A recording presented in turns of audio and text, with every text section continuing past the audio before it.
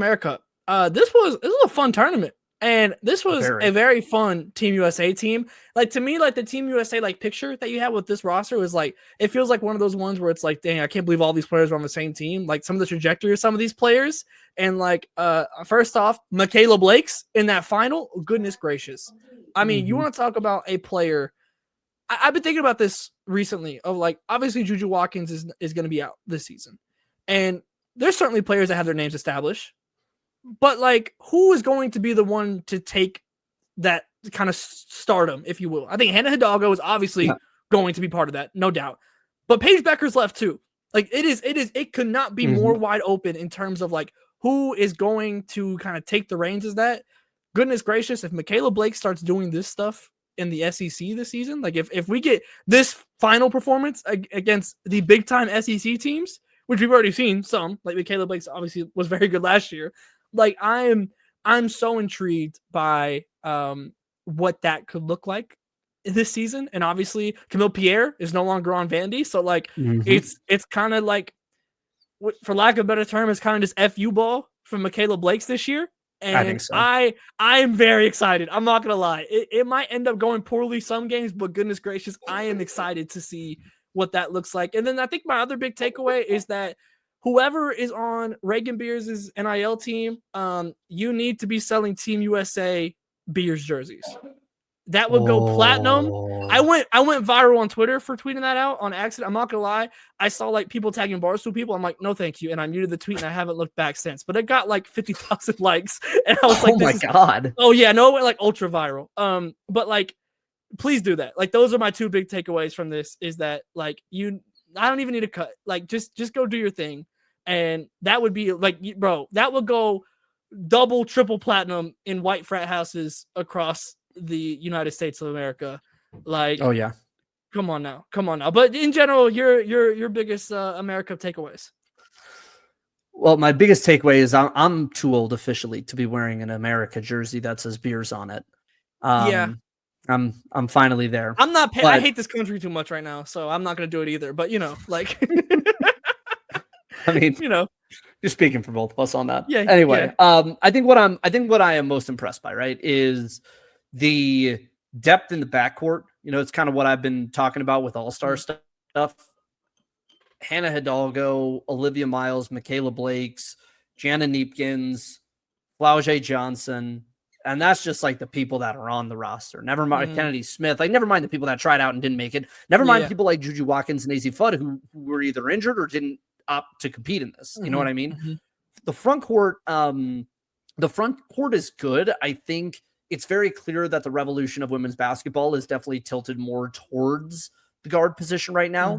But with that said, man, Reagan Beers looked really good.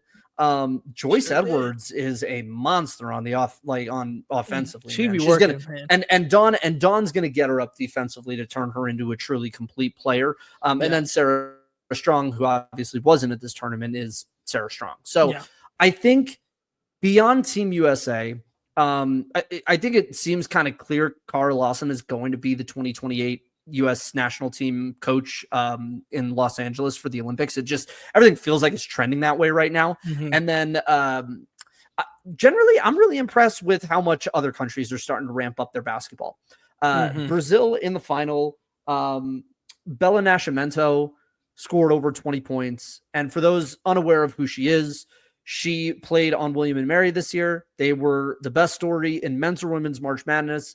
They were an under 500 team that upset 3 teams in a row to win the CAA. They entered as a 16 seed. They'd never been to the tournament in either men's or women's basketball before. They made it to the round of 68, and then they won their first game against High Point before going and playing Texas, I believe, and losing in the 116. But Bella Nascimento was the player who basically handled and did all of that. So I think that seeing someone like her, right? We didn't see Ayla McDowell, who's the high school kid that's going to be playing for South Carolina this year. She also represents Brazil at the international level. She didn't get any minutes in that final, but she's another one that's like the next type of player up. Camila Cardoso played great. Damiris Dantas fucking hooped in the final. Bro, she was cooking. She was cooking. Yeah, she was cooking. But that's also like 32-year-old long-time WNBA veteran. But it showed. Kids. Like that's what it's really supposed to look like, for sure. Yeah. The Canadians, I think, are in a place where they are going to be better in the long term. I think now that their coaching staff has changed and they've gone from LaPena to Nell Fortner, I think the Canadians, with the talent they have, are going to be very good. Silas Swords was on the all-tournament team. Also, what a friggin' jump scare with Christy Sides all of a sudden popping out of the shadows as an assistant coach for Canada. Out of nowhere. That was like, where the fuck, where'd you come from? Like, I know that ain't what I think it is. Literally, it was hilarious. But Canada is turning into a really good team. They've got a lot of talent coming up. They've got a lot of good young talent in the W right now.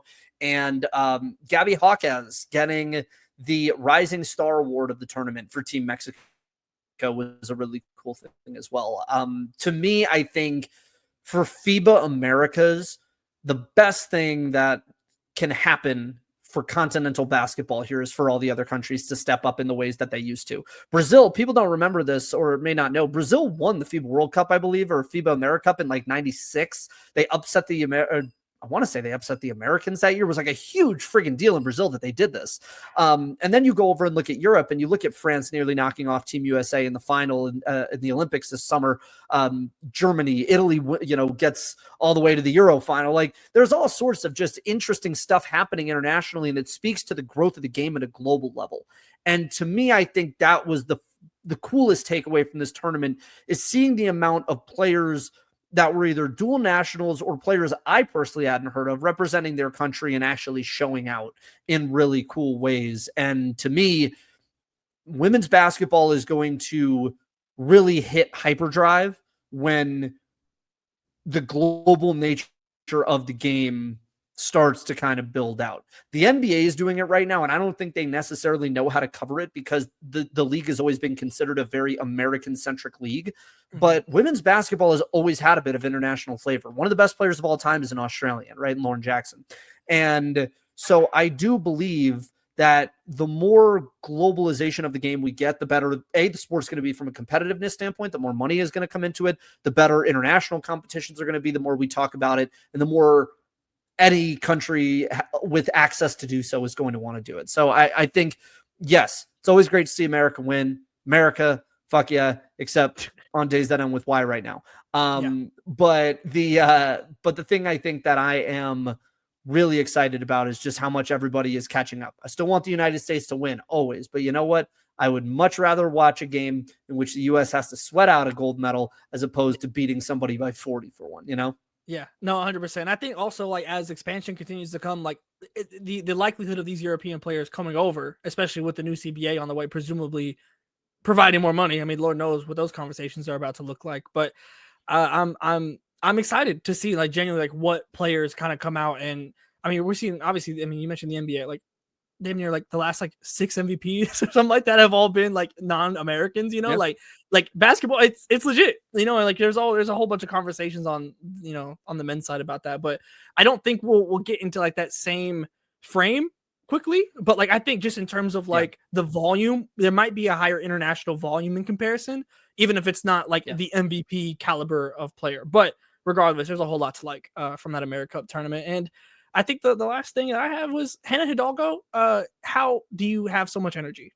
Like, I've said this before, but like, I've genuinely never seen a player that is just consistently on 150% so often. Like, the only player I could compare it to was like Prime Westbrook, like seeing that in person. But like, it's genuinely insane, like just how much she cares, and like she has the mentality of a role player with superstar skill, and that is like a ridiculous combination. And that was just shining through just the entire tournament. It's something new. It's not some revelation. It's been a minute since I watched Hidalgo played, and I watched that. I'm just like, goodness gracious, you are everywhere.